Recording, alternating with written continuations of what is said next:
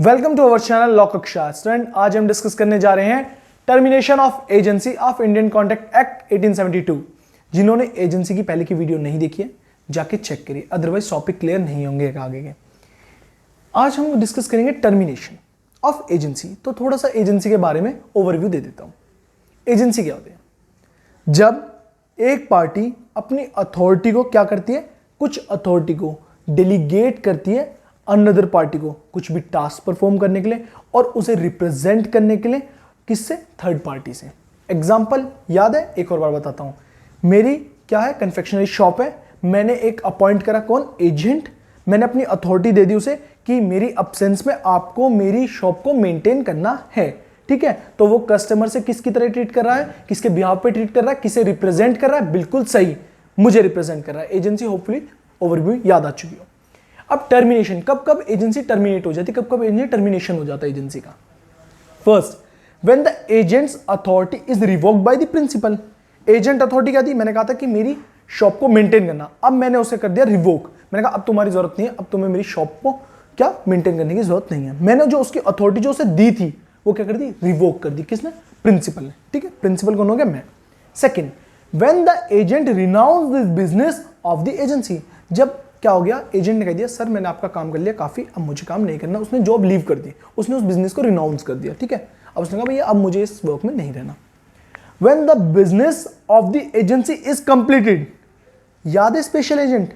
दोबारा बताता हूं। स्पेशल एजेंट कौन होता है? जो एजेंट अपॉइंट करा जाता है for a particular task, for a specific task. वो टास्क कंप्लीट हो गया तो क्या हो गया? आपका टर्मिनेशन हो गया एजेंसी का। एग्जांपल, जैसे कोई भी पर्टिकुलर टास्क के लिए मैंने अपॉइंट करा था, वो टास्क कंप्लीट हो चुका है तो क्या हो गया? एजेंसी टर्मिनेट हो गई। When either of the parties dies and become mentally disorder, या तो एजेंट या तो प्रिंसिपल, दोनों में से कोई मर गया, क्या हो गया? टर्मिनेशन हो गया। किसका? एजेंसी का। या मेंटली डिसऑर्डर, भाई जिसके साथ आपने एजेंट के साथ अपने कॉन्ट्रैक्ट में आए हो तो क्या हो गया? एजेंट पागल हो गया या प्रिंसिपल पागल हो गया तो क्या हो जाता है? In the case of mental disorder, in the case of death क्या हो जाता है? टर्मिनेशन हो जाता है। किस चीज का? एजेंसी का। When the principal is adjusted and insolvent, means business में लॉस हो गया, मेरी शॉप में बहुत ज्यादा लॉस हो गया, कन्फेक्शनरी की शॉप में, मैं इंसॉल्वेंट घोषित हो गया, ठीक है? तो क्या हो गया? टर्मिनेशन हो गया एजेंसी का। Come to the next slide. Revocation of the agent's authority. किस किस सिचुएशन में एजेंट की अथॉरिटी को क्या कर दिया जाता है? रिवोक कर दिया जाता है। वन बाय वन डिस्कस करते हैं। The first point, it can be revoked any time before the authority has been exercised. Means authority exercise होने से पहले ही हम रिवोक कर सकते हैं किसी भी समय। क्या रिवोक कर सकते हैं हम?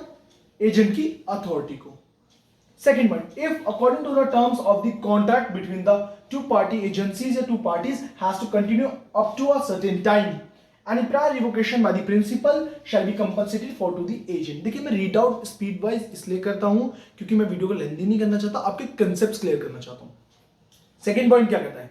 सेकेंड पॉइंट कहता है कि अगर प्रिंसिपल और एजेंट के बीच में टेन्योर सेट है, किस चीज का टेन्योर? उनकी, जैसे प्रिंसिपल ने अपॉइंट करा एजेंट को कितने?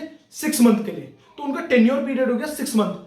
प्रिंसिपल 6 महीने से पहले हटा नहीं सकता, किसे?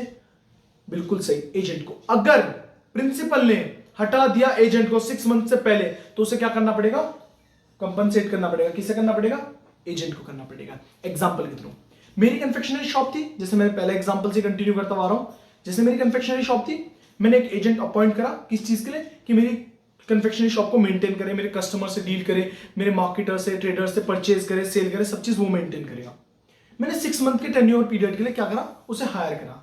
बट मैंने दूसरे या तीसरे मंथ कह दिया कि आप रहने दो, वो एजेंट को कहा कि मैं अपने बिजनेस को खुद ही संभालूंगा, आप रहने दो। तो मैंने उसकी जो अथॉरिटी थी उसे रिवोक कर दिया। तो इस कंडीशन में क्या होगा? मुझे उस पर्सन को कंपनसेट करना पड़ेगा, प्रिंसिपल को, एजेंट को कंपनसेट करना पड़ेगा। Come to the third point, the termination does not take effect before it has been communicated to the agent। हमारा कब तक टर्मिनेशन नहीं माना जाएगा? जब तक कि मैं उस एजेंट से कम्युनिकेट ना करूं। मींस प्रिंसिपल एजेंट से कम्युनिकेट जब तक नहीं करेगा तब तक उसकी अथॉरिटी को टर्मिनेट या रिवोक नहीं माना जाएगा। Termination of the authority of an agent terminates the authority of all सब एजेंट्स अंडर हिम।